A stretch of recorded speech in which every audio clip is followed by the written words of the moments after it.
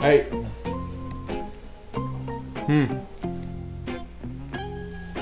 Hello. Huh. Yo. What? What you doing? Just trying to get some work done. Dude, seriously, not right now. One of us needs to get the work done around here. Don't dude seriously me. And you told me to make sure you upload regularly. I am, it's just what? It's just the last video I didn't do so well. Really? You mean a video that you titled How to Paint an Octopus didn't do well on YouTube? Hey, tell me that doesn't look awesome.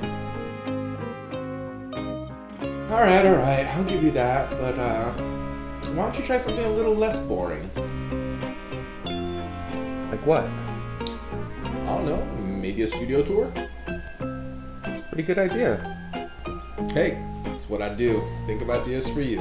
But, yeah, you should probably get set up, probably do an hour of footage, spend another 8 hours editing that footage and content down to about 15 minutes, so that way everybody else can probably watch 5 minutes of that.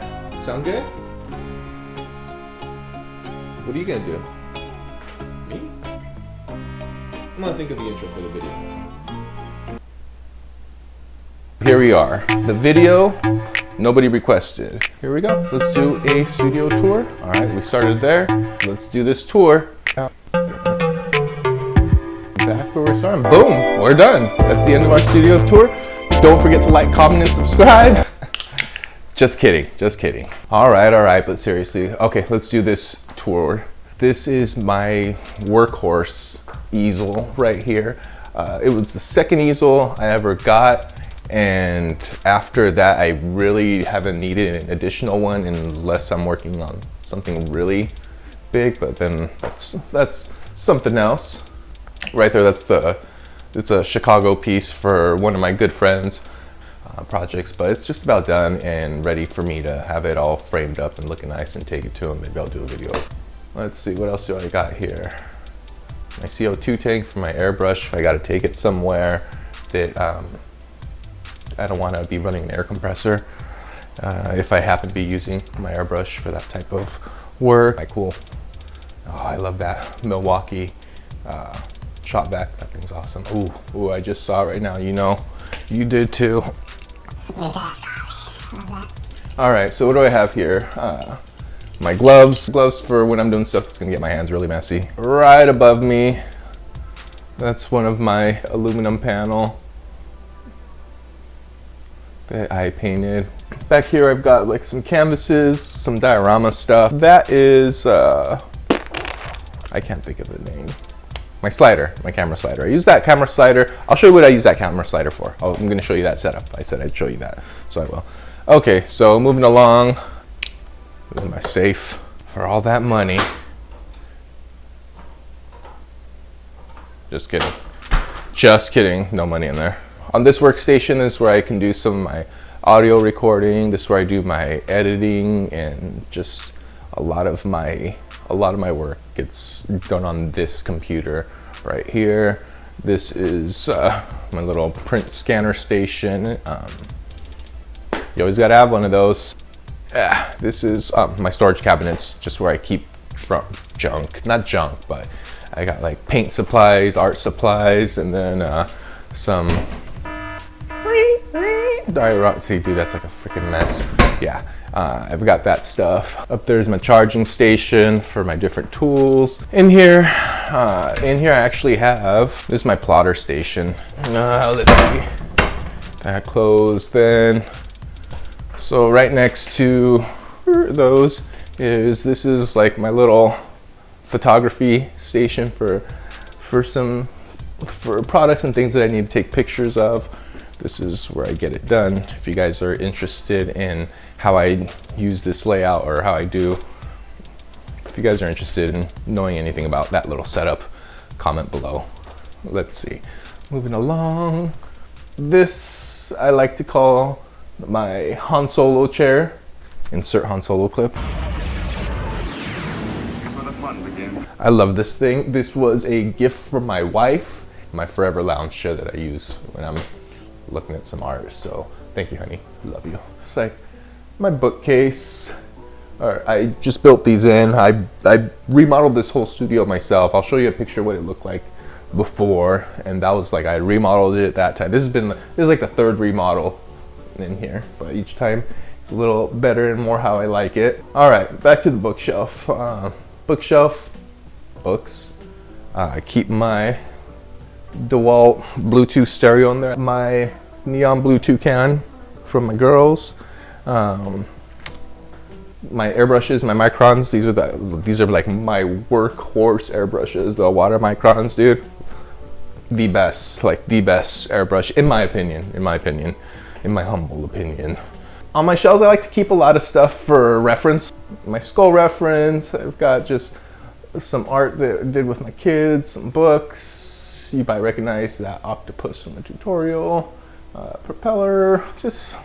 I just like stuff feeling it's one of my paintings. And then, oh dude, another thing I love in here, my couch, that little red couch. That thing's like really comfortable. And it's cool when I have either guests or clients over. It's nice, nice sitting area, because the way I got it set up is you could either be looking, if it happens to be a painting or something, you could have one on this wall or have one directly across. This is some work I'm doing right now. I'll get back to that. Have it directly hanging in front of this one, so you could sit on the couch and take a look at the painting. Coffee table, books, something to write with. I've always got notepads, something, paper all over the place. Candles, because I don't like it stinking. Laptop. Occasionally I'm just lugging the laptop around doing different work with that, so it just happens to be right there. Let's go to that guy right there. It's a resin piece, but I want to paint it and look all aged and a lot more realistic. So the most expensive piece of paper I own, my degree, more reference and just things that I love on my shelf. Books, haven't read all of them, but they're all books that I will read. Wish I had more time. Some art above, another area for viewing, because the way I've got this set up is, this is my faux fireplace. It's a little heater fireplace that I love, and painted it black and stuff to match. Above it, it's another viewing area, and this area is where my Han Solo chair is. So you could also sit in that chair and take a look at some art there if you wanted to. And then what else do I got? Coming back around. My bass that I absolutely suck at playing at, but looks really cool. More stuff on my shelves, just more reference art, books, things that I enjoy, things that make me happy. So I got that, and then right behind that door, that's where the magic happens. Yeah, it's the bathroom. This is Bernini's study that I'm working on. This is the underpainting. It's going to be a really big oil painting. I did some of the video for the underpainting that I did on this, and I probably should be putting that up. But during that video, I accidentally I elbowed and dropped my camera, my Sony, and I broke the lens on it. So it totally sucks that happened, which is why. Broke something else. That's why I'm filming on the iPhone right now. So don't be too critical. Little rolly table of mine. I've got a nice piece of glass. Oh, dude! By the way, best $2 I ever spent was on this scraper to scrape anything. Anyways, rambling on. The glass. I love the glass because that thing is super easy to clean, super easy to scrape when you have the right scraper. If you've got a good razor scraper and glass, a breeze to clean. Even if you're a tard like I am sometimes and let paint dry on there and harden, because that does happen. And then on my palette area, I've got my palette knives, drawing utensils. And I've got my brushes for, I've got brushes for oil, brushes for acrylic, solution, charcoal pencil, and then of course this wall. This wall, I'm probably going to be building an easel onto the wall for these larger paintings because I've been like stacking them on things and painting like that. Paints, diffuser, my acrylic paints that I work with a lot, like the fast movers and just different tiers, cleaners, whether I'm using oil, acrylic, airbrush, right? You got to make sure everything's easily accessible. What else do I got? This Tinker desk I bought, stripped it down, sanded it, like bare boned it. No, that's not what I meant by that, weirdos. And then repainted it these colors, which is like a vanilla white and really soft like teal color. This is where I do a lot of the filming when I'm doing tutorials or anything up close, like the last video. I'll actually show you how I do that that little layout. That's a really good filming layout that I have that makes it easy. So got that. What else? Air compressor, tools that I use frequently, and then I've got a shed full of power tools for different types of projects that I do. That I'll try posting more. It's hard, but I'm working on it because getting work done and filming at the same time and then coming back and editing and making sure it's done in a timely manner. It's work, but it's cool. Hopefully it gives like you guys inspiration to want to go out and do stuff, and or if it helps you learning how to do things, that's also a big reason I do it. Like, it's cool, and I like for you guys to learn.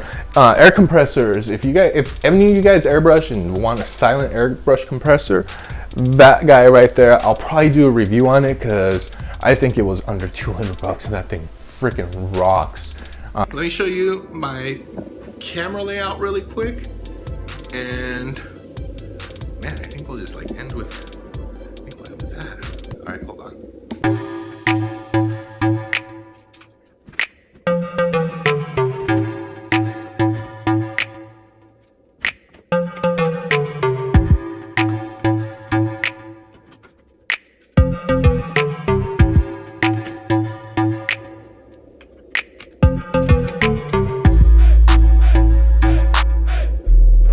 Here's the fancy trick right now when doing those tutorials to make everything look really clean.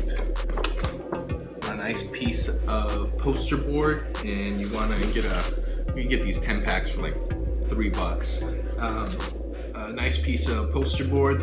Use the non-glossy side if you happen to be filming some type of tutorial. Like, let me grab something heavy. I'm just using this WD-40. Let's say I was customizing this flashlight. I'd go ahead and I grab those studio lights and put them right here in the front. Light up the front part of this, and then I grab that other studio light and I light it from this back part, and then right here, this guy right here, I could move him along, film however I like. So this has a really bad shadow right now because I'm not lighting it. That's how I do the setup, and that's how I'll do the tutorial when I'm all done. Clean everything up. Always get everything clean. If you do any kind of airbrushing or anything like that too, always make sure you're cleaning your air guns. So I hope you guys got a little bit of inspiration from this studio tour, or perhaps it gave you some good ideas of how to set stuff up in your studio or how you'd like your setup to be. Don't forget to like, comment, and subscribe. And always, if you've got any kind of ideas, I'd love to hear from you. Till the next time, go make something.